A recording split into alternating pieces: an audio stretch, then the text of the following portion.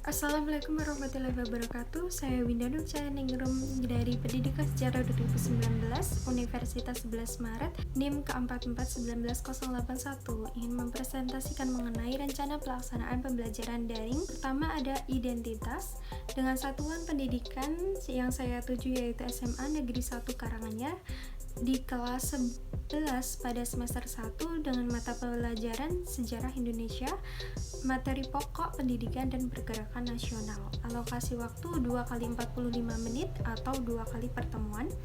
Yang kedua ada kompetensi inti atau KI. KI 1 menghayati dan mengamalkan ajaran agama yang dianutnya. KI 2 menerapkan perilaku jujur, disiplin, tanggung jawab, peduli, gotong royong, kerjasama, toleransi, dan damai, santun, responsif, dan proaktif sebagai bagian dari solusi atas berbagai permasalahan dalam berinteraksi secara efektif dengan lingkungan sosial dan alam serta dalam menempatkan diri sebagai cerminan bangsa dalam pergaulan dunia. KI 3 yaitu memahami, menerapkan, dan menganalisis pengetahuan faktual, konseptual, prosedural, dan metakognitif berdasarkan rasa ingin tahunya mengenai ilmu pengetahuan, teknologi, seni, budaya, dan humaniora dengan wawasan kemanusiaan, kebangsaan, kenegaraan, dan peradaban yang terkait penyebab fenomena dan kejadian serta menerapkan pengetahuan prosedural pada bidang kajian yang spesifik sesuai dengan bakat dan minatnya untuk memecahkan masalah. KI 4 mengolah, menalar, dan menyaji secara efektif, kreatif, dan produktif dalam ranah konkret dan ranah abstrak terkait dengan pengembangan diri yang dipelajarinya di sekolah secara mandiri, bertindak secara efektif dan kreatif, serta mampu menggunakan metode sesuai kaidah keilmuan. Yang ketiga ada kompetensi dasar atau KD dan indikator pencapaian kompetensi atau IPK. Ada KD 3 yaitu 3.3 menganalisis nilai-nilai Sumpah Pemuda dengan IPK KD 3 yaitu 3.3.1 menguraikan nilai-nilai Sumpah Pemuda. 3.3.2 membedakan nilai-nilai Sumpah Pemuda. Untuk KD 4, 4.3 memahami nilai-nilai Sumpah Pemuda dan maknanya bagi kehidupan kebangsaan di Indonesia pada masa kini. PKKD 4, 4.3.1 menerjemahkan makna Sumpah Pemuda. 4.3.2 merangkum faktor-faktor penyebab munculnya pergerakan nasional. 4.3.3 mengemukakan pendapat mengenai perbedaan sifat perjuangan organisasi-organisasi pada masa pergerakan nasional. Untuk yang keempat ada tujuan pembelajaran. Melalui metode discovery learning, peserta didik diharapkan mampu yang pertama menghargai nilai-nilai Sumpah Pemuda dan maknanya bagi kehidupan kebangsaan di Indonesia pada masa kini. Yang kedua, menyajikan langkah-langkah dalam penerapan nilai-nilai Sumpah Pemuda dan maknanya bagi kehidupan kebangsaan di Indonesia pada masa kini dalam bentuk tulisan dan atau media lain. Yang kelima ada pendekatan, metode, dan model. Yang pertama menggunakan pendekatan scientific learning. Yang kedua metode studi pustaka, diskusi, tanya jawab, dan penugasan secara mandiri terstruktur. Yang ketiga ada model pembelajaran yaitu discovery learning. Yang keenam materi pembelajaran. Pertama, munculnya golongan elit baru di Indonesia. Kedua, tumbuhnya kesadaran awal kebangsaan. Ketiga, organisasi-organisasi kebangsaan. Dan yang keempat, Sumpah Pemuda. Yang ketujuh, ada penyedia pembelajaran. Pertama, PowerPoint mengenai pendidikan dan pergerakan nasional dan video terkait sejarah Sumpah Pemuda dari link yang terlampir. Kedua, alat dan bahan yang diperlukan yaitu laptop, handphone, dan jaringan internet. Yang ketiga, platform yaitu WhatsApp grup, mata pelajaran sejarah untuk berdiskusi dan berbagi informasi. Kedua, aplikasi Google Classroom untuk mengumpulkan tugas dan pemberian materi. Yang ketiga, ada aplikasi Zoom atau Google Meeting untuk proses belajar mengajar. Yang kedelapan ada sumber belajar. Yang bagian A, sumber belajar. Pertama, Sardiman Amurwani tahun 2017 mengenai sejarah Indonesia, terbitan Jakarta, Pusat Kurikulum dan Perbukuan Balitbang Kemendikbud. Yang kedua ada artikel dari Mu'arif tahun 2018 mengenai pendidikan dan pergerakan nasional yang diakses dari basabasi.co dengan link terlampir. Yang bagian B ada bahan ajar, pertama lembar kerja siswa, kedua handout pertemuan bab pendidikan dan pergerakan nasional, ketiga buku paket bab pendidikan dan pergerakan nasional, keempat ada materi sejarah pendidikan dan pergerakan nasional yang dapat diakses melalui internet. Kesembilan ada tahapan pembelajaran.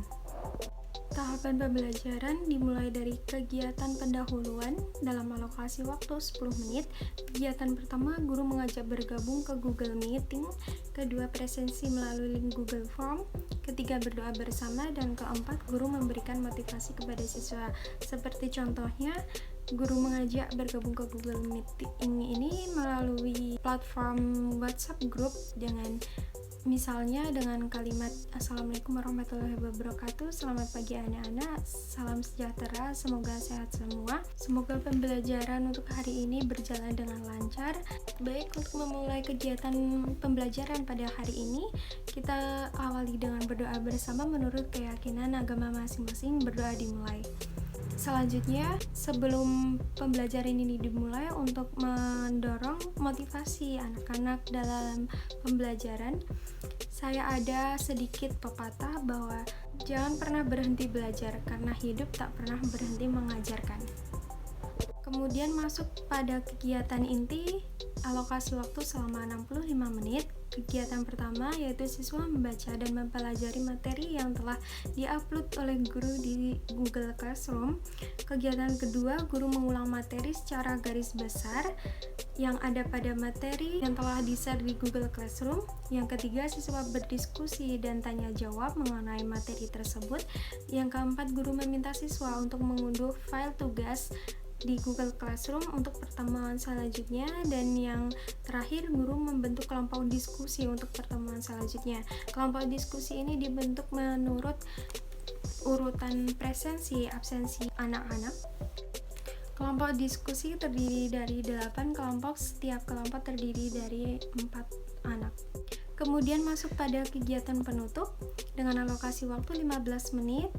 Kegiatan pertama, guru dan siswa memberikan kesimpulan dari materi pembelajaran yang telah dipelajari pada hari tersebut, dan guru memberikan apresiasi kepada siswa untuk memuji atas kerja keras siswa.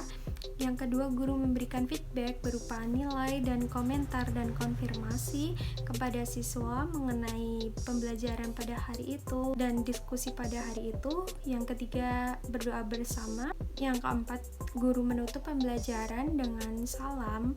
Dan yang terakhir, guru mengakhiri Google Meeting. Untuk pertemuan kedua, pada kegiatan pendahuluan dengan alokasi waktu 10 menit. Pada kegiatan pertama, guru mengajak bergabung ke Google Meet. Kegiatan kedua, presensi melalui link Google Form. Kegiatan ketiga, berdoa bersama. Kegiatan keempat, guru memberikan motivasi kepada siswa. Untuk masuk kegiatan inti dengan alokasi waktu 65 menit. Pada kegiatan pertama, siswa mengumpulkan tugas yang telah diberikan pada minggu sebelumnya di Google Classroom. Pada kegiatan kedua, siswa menyiapkan bahan presentasi dari hasil diskusi kelompok yang telah dibentuk pada minggu kemarin. Dan yang kegiatan ketiga, siswa berdiskusi dan tanya jawab dan mempresentasikan hasil presentasi kelompok di depan kelas. Kegiatan keempat, guru memberikan apresiasi kepada siswa yang telah mampu mempresentasikan dengan baik dan juga mampu berdiskusi dengan baik. Dan yang terakhir, guru mengulang materi secara garis besar. Masuk kepada kegiatan penutup dengan alokasi waktu 15 menit. Kegiatan pertama, guru dan siswa memberikan kesimpulan dari materi pembelajaran dan guru memberikan apresiasi kepada siswa. Pemberian kesimpulan ini diharapkan dari guru dan siswa mampu memberikan karena agar sama-sama mengerti dan memahami siswa mengenai pembelajaran pada hari tersebut. Yang kedua, guru memberikan feedback berupa nilai, komentar, dan konfirmasi kepada siswa. Yang ketiga, berdoa bersama. Keempat, guru menutup pembelajaran dengan salam. Dan yang terakhir, guru mengakhiri Google Meeting. Untuk masuk pada tinjauan selanjutnya mengenai penilaian. Yang bagian A, teknik penilaian. Pertama, penilaian sikap berupa observasi. Kedua, penilaian pengetahuan berupa tes tertulis dan hasil presentasi dari diskusi kelompok. Ketiga, penilaian keterampilan dari hasil PowerPoint. Bagian B, bentuk penilaian. Yang pertama, observasi melalui pengamatan selama pembelajaran dan pengisian skala SCAP dari link Google Form. Yang kedua, tes tertulis melalui hasil diskusi kelompok dan dari tugas soal-soal mengenai pendidikan dan pergerakan nasional yang diberikan di Google Classroom pada pertemuan pertama. Yang ketiga, ada praktik melalui lembar penilaian presentasi. Keempat, portofolio melalui lembar penilaian laporan hasil presentasi. Sekian paparan presentasi dari saya, semoga bermanfaat. Jika ada salahnya saya mohon maaf. Wassalamualaikum warahmatullahi wabarakatuh.